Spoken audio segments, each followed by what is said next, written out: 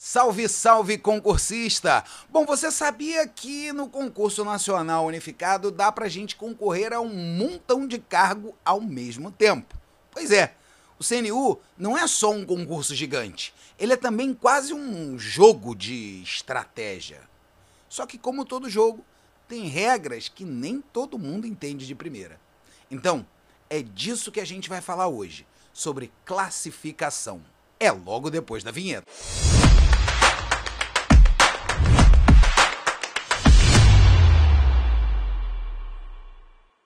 No CNU, você pode se inscrever para mais de um cargo ao mesmo tempo, desde que eles estejam no mesmo grupo, aquilo que a gente chama de bloco temático, que vai juntar os cargos que são parecidos, as vagas para a mesma área.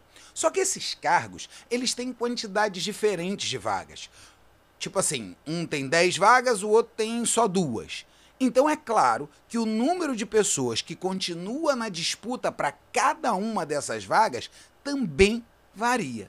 E aí vem a parte estratégica. Se você tirar uma boa nota e for considerado habilitado para pelo menos um dos cargos que você escolheu dentro do bloco, você vai continuar na disputa para todos os outros cargos da sua lista de preferência dentro daquele grupo. E mais ainda, vamos lembrar que só quem é habilitado vai fazer a prova discursiva ou a prova de redação. Isso quer dizer que se você mandar bem na prova e ficar entre os melhores para um cargo qualquer que você tenha escolhido, você vai concorrer para todos os outros sem fazer nenhuma prova a mais. Tá aí a vantagem do CNU. Vamos colocar um exemplo para ficar mais simples para você. Eu coloquei o exemplo do bloco 1, prova de 2024, e com esses dados aí a gente vai simular 2025, tá? Esses cargos que estão listados aí são possíveis cargos para um engenheiro civil, que seja candidato a uma vaga de ampla concorrência. Vamos deixar a reserva de vagas para falar em outro momento. O candidato, ele é um engenheiro civil e falou assim, eu quero concorrer no bloco 1. Que vagas eu tenho? Tem várias vagas, ele selecionou essas daí. E ele podia, na inscrição, fazer a inscrição colocando na ordem de preferência todos esses cargos, todos esses órgãos. Então vamos pensar aqui. Para a AGU, tinha 7 vagas, estavam sendo oferecidas 7 vagas. Isso significa que, vamos pensar aqui que a gente está simulando 2025, tá? Então, são 7 vagas oferecidas para a AGU, significa que irão 9 vezes o número de vagas oferecidas para a segunda fase, para fazer a prova discursiva. Então, no caso ali, são 7 vagas, vão classificar 63 para fazer a prova discursiva. Para a ANEEL, que é qualquer área do saber, mesma coisa. Oferecidas 7 vagas, vão ser chamados 63 candidatos. Para a FUNAI, 9 vagas, serão chamados 81 candidatos. Para o IBGE, 1 vaga apenas. Vezes 9 seriam 9 candidatos, mas a gente já viu em outro episódio que o mínimo de candidatos que serão chamados para fazer a prova são 10, então vão 10 candidatos. Para o INCRA eram 38 vagas, portanto serão chamados para fazer a segunda fase, para fazer a prova discursiva, 342 candidatos. Para o Ministério da Ciência e Tecnologia e inovação, vão ser 8 vagas, foram, na verdade, 8 vagas, é a nossa simulação aqui, a gente está fingindo que esses dados vão servir para 2025, vão ser chamados 72 para fazer a segunda fase. Para o MGI, o primeiro cargo que a gente está vendo aí tem 50 vagas, serão chamados 450. Para o segundo cargo tem 3 vagas, serão chamados 27. Então, quando esse engenheiro civil, ele diz que ele vai concorrer a todos esses cargos, ele está concorrendo, de fato, com a soma. Ele tem que ficar entre os 63 da AGU, ou entre os 63 da ANEEL, ou entre os 81 da FUNAI. Mas, Wallace, isso aí vai dar uma conta que vai embaralhar tudo, não é? Bom, o que acontece? Vamos lá, vamos entrar na brincadeira. Então, vamos imaginar que você se inscreveu no CNU, escolheu vários cargos lá diferentes para você tentar uma vaga. A gente viu que cada um desses cargos tem um número diferente de vagas e, claro, vai acabar exigindo notas diferentes para classificar, né? Para você entrar na disputa. Muito provavelmente, aquele cargo que só tem 10 vagas vai ter uma nota mais alta do que aquele cargo que tinha 450. É mais fácil estar entre os 450 do que estar entre os 10. Mas tudo bem. Vamos pensar o seguinte. E se você mandou tão bem na prova que acabou com uma nota suficiente para se classificar em mais de um desses cargos? Aliás, você precisa disso, você precisa tirar uma nota alta para ficar classificado em todos esses cargos, né? E se você não tiver, mas você queria aquele cargo, em qual lista que você vai entrar, né? Meu Deus, eu vou aparecer em que lista? Será que você vai ocupar um lugar em várias ao mesmo tempo, né? Ou seja, isso não é fisicamente possível, mas será que é concursisticamente possível? Esse é outro ponto muito bacana do CNU. Mesmo que você tenha nota para mais de um cargo, o sistema não vai te contar duas vezes. Você só vai aparecer como um candidato habilitado no cargo que você colocou como a sua preferência número 1, desde que você tenha feito a pontuação mínima para ele. Se você não fez a pontuação mínima para o seu cargo de preferência número 1, né, e fez para o número 2, você vai aparecer como habilitado no cargo, né, de número 2. Isso quer dizer, no final das contas, que você não tira a vaga de ninguém nos outros cargos em que você também poderia entrar. Ou às vezes que você vai conseguir entrar num cargo, né, ainda que você não tivesse aquela nota espetacular. E isso é muito bom, porque o sistema já organiza tudo para que o candidato ocupe só uma vaga possível, de acordo com a sua ordem de preferência e a nota que tirou. Então você tem todos esses ingredientes aí na panela para sair, né, um bom resultado. Isso tudo acaba por deixar o processo muito mais justo, mais limpo e até mais estratégico, né? Porque aí você tem, né, algumas estratégias interessantes desde a hora da inscrição para a prova até o momento dessa classificação. No final, isso significa que o sistema do CNU, ele meio que desafoga a lista de habilitados, abrindo espaço para que mais gente entre na disputa, mesmo com notas um pouco mais baixas. Por quê? Porque aquele candidato nota 10, que podia ocupar várias vagas, na prática ele só vai usar uma, aquela do cargo a que ele mais queria e para o qual ele já tinha nota.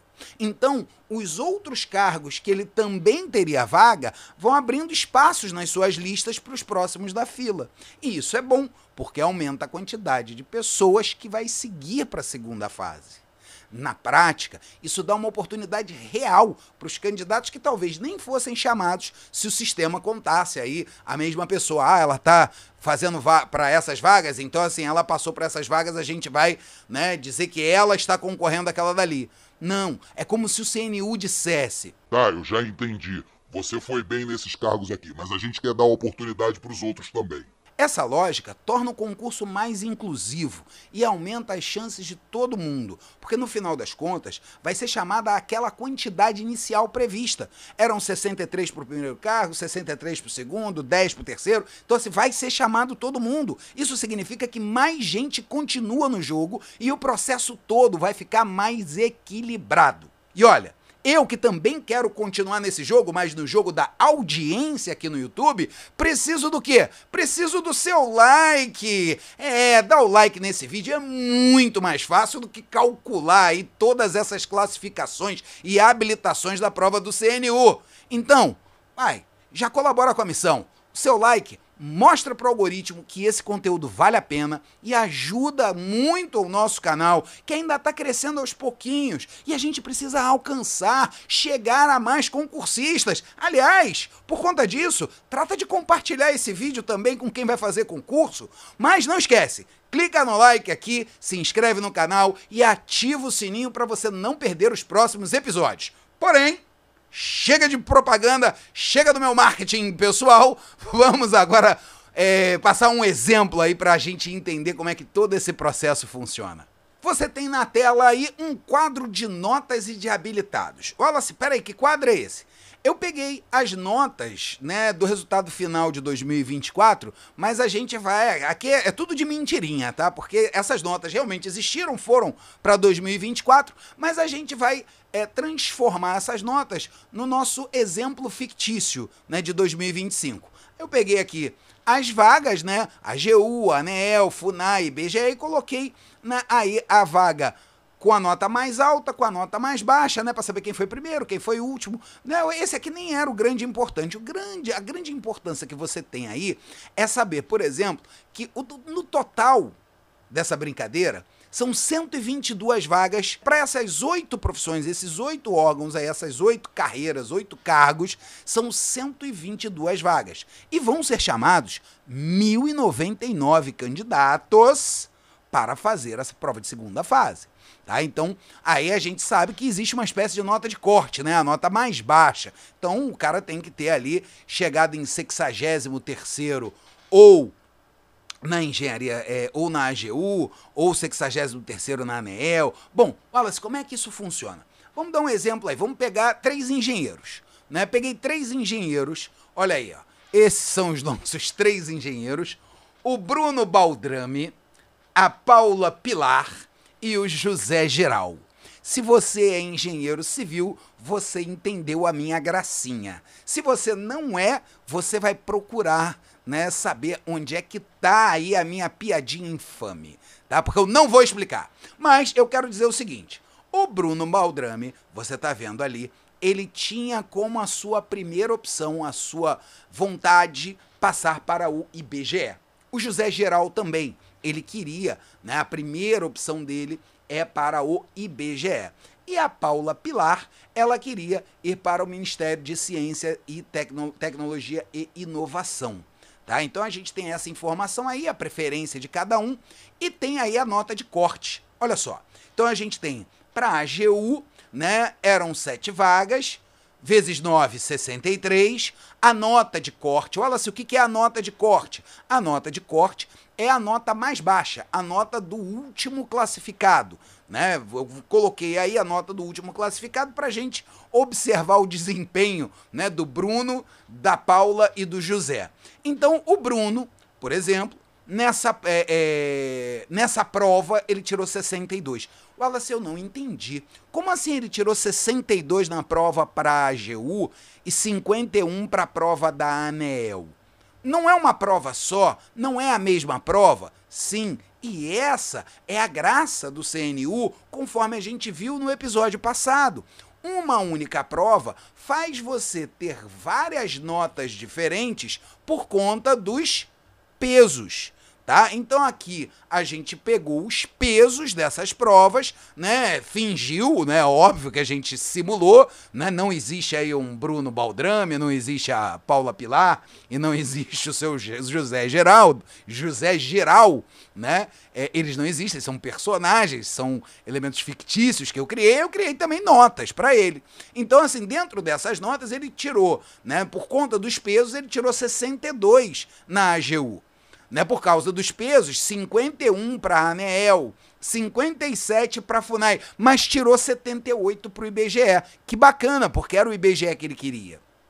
Né? E isso faz muito sentido, você acabar tirando uma nota mais alta, né, para aquela profissão que você, para a vaga que você estava observando. Por quê? Porque você obviamente vai dar mais peso na sua preparação para aquilo que tem mais peso na sua prova. E parece que foi o que aconteceu aqui. Então, ó, ele tirou 78 e 22, olha lá, quase deve ter ficado ali em nono. Né, pela nota de corte, né, ele deve ter ficado em nono. Né, e ele também teve nota, por conta disso, para passar para o MGI. Né. A Paula Pilar era a número 1, a 01, né, do curso que ela fazia. Né, porque a 01, ela passou em tudo. Né, então, assim, ela vai poder aí escolher, não é isso? Não, o sistema vai escolher para ela. E o José Geral, ele passou também para vários, mas reparem, ele não passou para o IBGE. Ele queria o IBGE, mas para o IBGE ele não teve a nota. Wallace, mas como é que vai funcionar isso? Né? Então, assim, aí ele já passou? Não, a gente está falando da primeira fase. Olha só o que vai acontecer.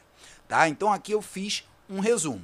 O Bruno, ele teve nota, né, para ser habilitado no IBGE e no MGI.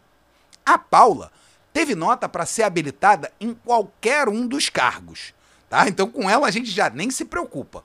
E o José Geral, ele está habilitado para 3 cargos, a ANEEL, o MGI e a FUNAI. O que acontece? Onde é que eles vão contar as vagas? Todos eles estão habilitados para fazer a prova discursiva, tá? O Bruno vai aparecer na lista das pessoas que ocuparam a vaga, né? Uma das 10 vagas para o IBGE. A Paula vai aparecer como uma das pessoas que ocupou uma das vagas para o MCTI, Ministério da Ciência, Tecnologia e Inovação. E o José Geral vai aparecer como um dos 63 habilitados para fazer a prova para a ANEEL. Quer dizer que a Paula Pilar não vai ocupar nenhuma vaga do MGI, do AGU, da ANEEL, do INCRA, do ME, do Ministério da Saúde, da FUNAI, do IBGE. Tá? Por quê? Porque ela não vai ocupar a vaga, né? Se ela se classificou mais de uma vez, se ela conseguiu se habilitar mais de uma vez, ela ocupa a vaga, né? Ela vai entrar na vaga da onde ela preferia. Mas, Wallace, o que isso muda? Isso muda muita coisa. Porque se eu habilitei, por exemplo, Bruno Baldrame para o IBGE, ele ocupa sempre uma das vagas da sua preferência. Então, ele vai ocupar uma das 10 vagas para o IBGE e vai liberar a vaga para o MGI. Então, se alguém tiver o MGI lá em cima, né, ou seja, como primeira opção, então essa pessoa pode estar habilitada para ali. Só que tem uma parada bem bacana. Nenhum deles está fora, olha só que bacana, nenhum deles está fora da disputa para nenhuma das 8 vagas. Wallace, peraí, não entendi. Calma que a gente vai entender. Por enquanto, o que é importante da gente entender? É importante a gente entender que o Bruno Baldrame está habilitado e vai fazer a segunda fase discursiva. Entrou na vaga em uma das 10 vagas para o IBGE. A Paula Pilar vai fazer a prova discursiva, entrou em uma das 72 vagas do Ministério da Ciência, Tecnologia e Inovação. O José Geral vai fazer a prova discursiva e entrou em uma das 63 vagas da ANEEL. Isso é que é o importante para a gente saber. Vem a segunda fase. Uma coisa importante a gente falar aqui. É bem provável que exista alguma mudança na relação de cálculo da nota para 2025. Por quê? Porque, como as fases não acontecem mais no mesmo dia, né, é possível que a classificação da prova objetiva agora valha direto 100 pontos. Né, para eles poderem ranquear e chamar todo mundo para fazer outra prova. Porque em 2024 todo mundo fazia a prova no mesmo dia, então como todo mundo fez toda a prova, eles podiam fazer a pontuação já observando a pontuação final, tá? É possível que haja aí alguma diferenciação na fase de peso, tá? Então a distribuição desses pesos, né, vai somar 2 notas apenas. Não vai somar mais a nota discursiva, vai somar na primeira fase apenas a prova objetiva. Então aqui eu não sei exatamente se vai ser isso, eu estou fazendo esse vídeo antes de sair o edital do CNU, eu estou aqui apenas calculando para a gente poder fazer uma simulação de que a prova objetiva vai ter 80 pontos, né, e a prova discursiva 20 pontos. A prova objetiva tendo 75 ou 70 pontos, quando houver a vaga aí, né, para com contitulação, né, aqueles cargos que têm títulos, né, que pode ser de 5 ou de 10 pontos. A gente viu isso daí nos episódios anteriores, tá? Então a gente vai, né, sugerir que seja isso. Não sei se vai ser isso, pode ser que mude, tá? Mas eu tô aqui calculando, né, como esse vai ser o primeiro ano que vai ter 2 dias de prova, a gente não sabe exatamente, mas se mantiver a lógica do ano passado, a gente vai ter mais ou menos isso daí. Vamos ver os resultados agora do Bruno Baldrame, né? Eu calculei, eu simulei aqui, né, que ele tirou lá os 85 pontos dele. E vamos lá, ele foi para a segunda fase habilitado porque ele ficou entre os 10 do IBGE. Mas, quando a gente faz aí a nota de cálculo, percentual, título, essa coisa toda, a gente pode perceber que ele ficou com 70, a nota final dele foi 81,75 para o IBGE, e a nota do último, no caso do único, né, ou seja, porque só tinha uma vaga, né, foi 93. Ele acabou ficando em 63º. E aí você já vai me perguntar, como é que ele ficou em 63º se são apenas 10 vagas? Preste atenção nisso daqui. Essa relação de pontos que ele tem faz com que ele concorra a todos os cargos a que ele se inscreveu, certo? Não só ele. Todo mundo concorre a todos os cargos que se inscreveram. Por mais que só 10, né, só 10 fossem ligados diretamente ao IBGE, ou seja, só 10 candidatos foram habilitados por conta da preferência pelo IBGE. Mas todo mundo que colocou o IBGE como preferência, a Paula, por exemplo, colocou o IBGE como preferência também.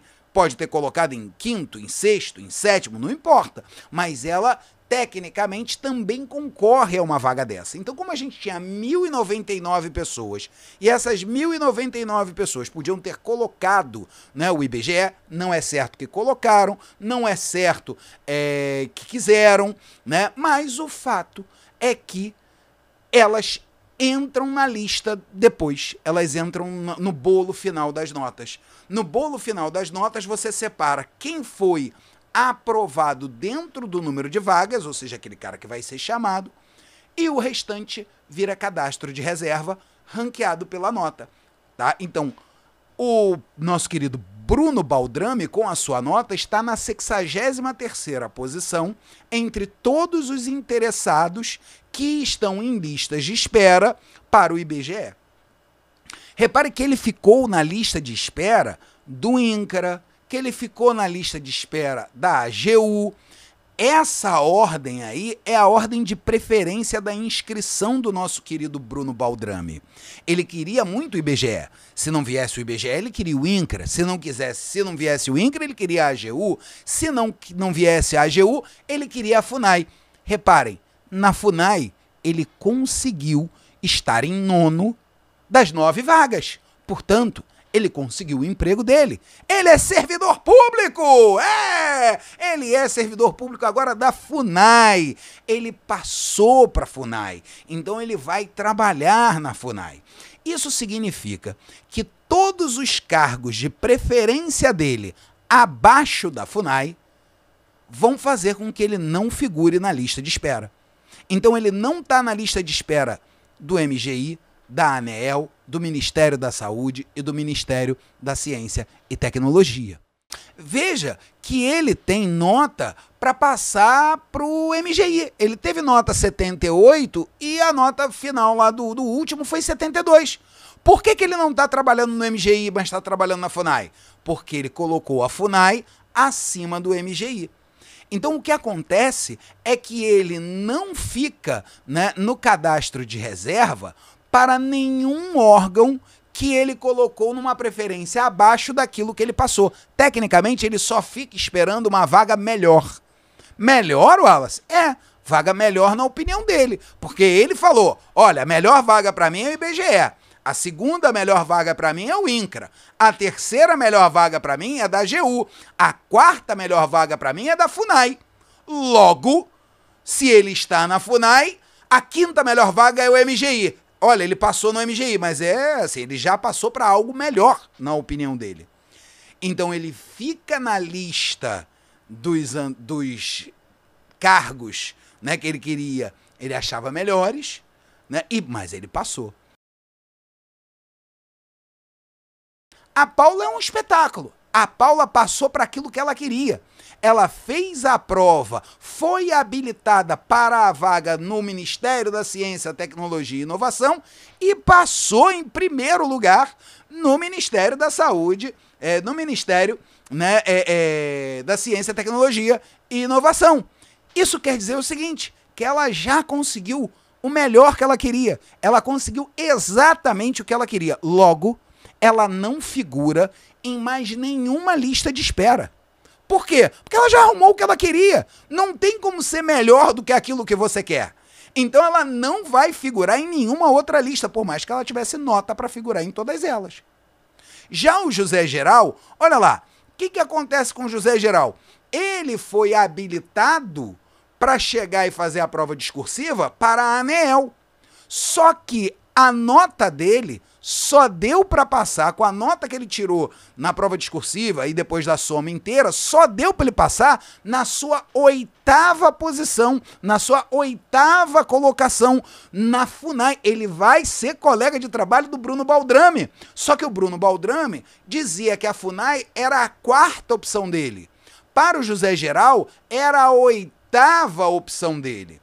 Isso significa que ele vai, com a nota dele, manter ainda em lista de espera num cadastro de reserva para todos os órgãos que tem que ele fez inscrição. Então ele está na lista de espera do IBGE, da ANEEL, da AGU, do Ministério da Saúde, do INCRA, do Ministério de Ciência, Tecnologia e Inovação, do Ministério de Gestão e Inovação, né? Então a gente tem aí, né, todos os cargos sendo ainda possíveis para o nosso querido José Geral, mas ele está aprovado, né, dentro das vagas na FUNAI. Wallace, então peraí, faz um resumo aí.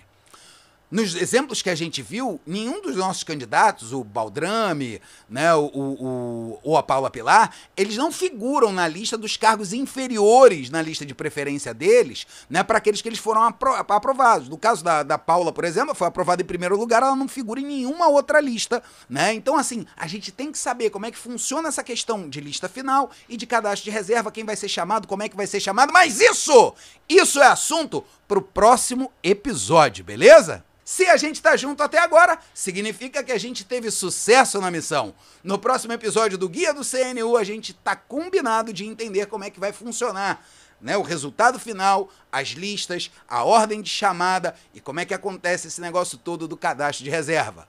Eu conto com você nessa missão, hein? Um grande abraço. Até mais!